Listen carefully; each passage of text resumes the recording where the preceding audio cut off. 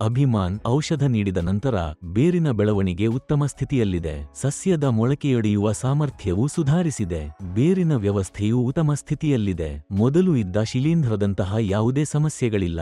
ಆದ್ದರಿಂದ ಸಸ್ಯವು ಆರೋಗ್ಯಕರವಾಗಿ ಬೆಳೆಯುತ್ತಿದೆ. ಕಾಂಡ ಬಿರುಕು ಬಿಡುವಂತಹ ಯಾವುದೇ ಸಮಸ್ಯೆಗಳಿಲ್ಲದೆ ಅದು ಉತ್ತಮ ಸ್ಥಿತಿಯಲ್ಲಿದೆ. ಈ ಔಷಧಿ FL77 ನೀಡಿದ ನಂತರ ಹೂವು ಕೀಳುವಾಗ ದೊಡ್ಡದಾಗುತ್ತಿದೆ. ಪರಾಗ ಬೆಳವಣಿಗೆಯು ಉತ್ತಮ ಸ್ಥಿತಿಯಲ್ಲಿದೆ. ಆದ್ದರಿಂದ ಹಣ್ಣಿನ ಗಾತ್ರವು ದೊಡ್ಡದಾಗುತ್ತಿದೆ. ಇಳುವರಿಯೂ ಹೆಚ್ಚುತ್ತಿದೆ.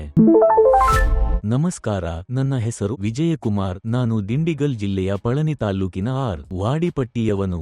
ನನಗೆ ಸುಮಾರು 8 ಎಕರೆ ಭೂಮಿ ಇದೆ. ನಾನು ಪ್ರಸ್ತುತ ಇದರಲ್ಲಿ 2 ಎಕರೆಗಳಲ್ಲಿ ಕಲ್ಲಂಗಡಿ ನೆಟ್ಟಿದ್ದೇನೆ. ನಾನು ಬೆಂಡೆಕಾಯಿ ನೆಟ್ಟು ಸುಮಾರು 45 ದಿನಗಳಾಗಿವೆ. ನಾವು ಹನಿ ನೀರಾವರಿ ವಿಧಾನದಲ್ಲಿ ಎಲ್ಲದಕ್ಕೂ ನೀರು ಮತ್ತು ಗೊಬ್ಬರವನ್ನು ನೀಡುತ್ತಿದ್ದೇವೆ. ಈ ಪ್ರದೇಶ ಸ್ವಲ್ಪ ಒಣಗಿರುವುದರಿಂದ ನಾನು ಡ್ರಿಪ್ ನೀರಾವರಿ ವ್ಯವಸ್ಥೆಯನ್ನು ಅಳವಡಿಸಿದ್ದೇನೆ. ಈಗ ನಾವು ಬೆಂಡೆಕಾಯಿ ಮೊದಲ ಕೊಯ್ಲು ಮಾಡುತ್ತಿದ್ದೇವೆ. EAPKS ಆರ್ಗಾನಿಕ್ಸ್ ಕಂಪನಿಯಿಂದ ಅಭಿಮಾನ್ ಮತ್ತು FL77 ಬಗ್ಗೆ ನನಗೆ ವಿಡಿಯೋ ಮೂಲಕ ತಿಳಿದುಬಂತು. ನಾನು ಅದನ್ನು ಖರೀದಿಸಿ ಮೊದಲು ಕಲ್ಲಂಗಡಿಗೆ ಹಾಕಿದೆ. ಅದು ಉತ್ತಮ ಫಲಿತಾಂಶಗಳನ್ನು ನೀಡಿತು.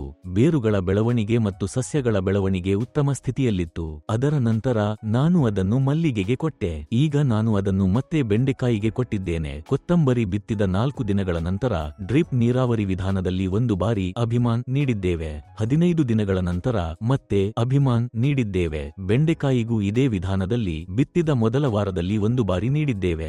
ನಂತರ 15 ದಿನಗಳ ಬಳಿಕ ಮತ್ತೆ ಡ್ರಿಪ್ ನೀರಾವರಿ ವಿಧಾನದಲ್ಲಿ ನೀಡಿದ್ದೇವೆ. ಅದರ ನಂತರ ಮೊಳಕೆಯೊಡೆಯುವ ಸಾಮರ್ಥ್ಯ ಉತ್ತಮ ಸ್ಥಿತಿಯಲ್ಲಿತ್ತು.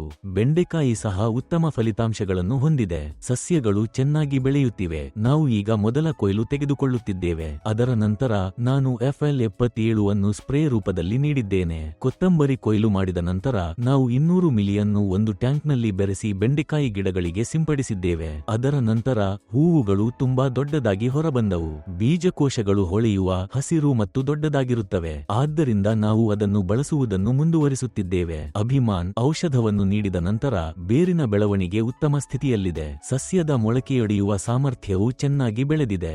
ಬೇರಿನ ವ್ಯವಸ್ಥೆಯು ಉತ್ತಮ ಸ್ಥಿತಿಯಲ್ಲಿದೆ. ಶಿಲೀಂಧ್ರದಂತಹ ಯಾವುದೇ ಸಮಸ್ಯೆಗಳಿಲ್ಲ. ಆದ್ದರಿಂದ ಸಸ್ಯವು ಆರೋಗ್ಯಕರವಾಗಿ ಬೆಳೆಯುತ್ತಿದೆ. ಕಾಂಡ ಬಿರುಕು ಬಿಡುವಂತಹ ಯಾವುದೇ ಸಮಸ್ಯೆಗಳಿಲ್ಲದೆ ಇದು ಉತ್ತಮ ಸ್ಥಿತಿಯಲ್ಲಿದೆ. ಈ FL77 ಔಷಧಿಯನ್ನು ಬಳಸಿದ ನಂತರ ಹೂವುಗಳನ್ನು ಆರಿಸಿದಾಗ ದೊಡ್ಡದಾಗುತ್ತವೆ. ಪರಾಗ ಬೆಳವಣಿಗೆಯೂ ಉತ್ತಮ ಸ್ಥಿತಿಯಲ್ಲಿದೆ. ಇದರಿಂದಾಗಿ ಹಣ್ಣಿನ ಗಾತ್ರವು ದೊಡ್ಡದಾಗುತ್ತಿದೆ. ಇಳುವರಿಯೂ ಹೆಚ್ಚುತ್ತಿದೆ. ಅವರು ಇಂದಿನಿಂದ ಈ ಹಣ್ಣುಗಳನ್ನು ಕೊಯ್ಲಿಗಾಗಿ ಆರಿಸುತ್ತಿದ್ದಾರೆ. ಪ್ರಸ್ತುತ ಅವರು ಅಲ್ಲಿ ಅವುಗಳನ್ನು ಆರಿಸುತ್ತಿದ್ದಾರೆ. ಇಲ್ಲಿಯವರೆಗೆ ಪಡೆದ ಹಣ್ಣುಗಳು ತೃಪ್ತಿಕರವಾಗಿವೆ. ಉತ್ತಮ ಗುಣಮಟ್ಟ, ಉತ್ತಮ ಹೊಳಪು ಮತ್ತು ಎಲ್ಲವೂ ಇದೆ.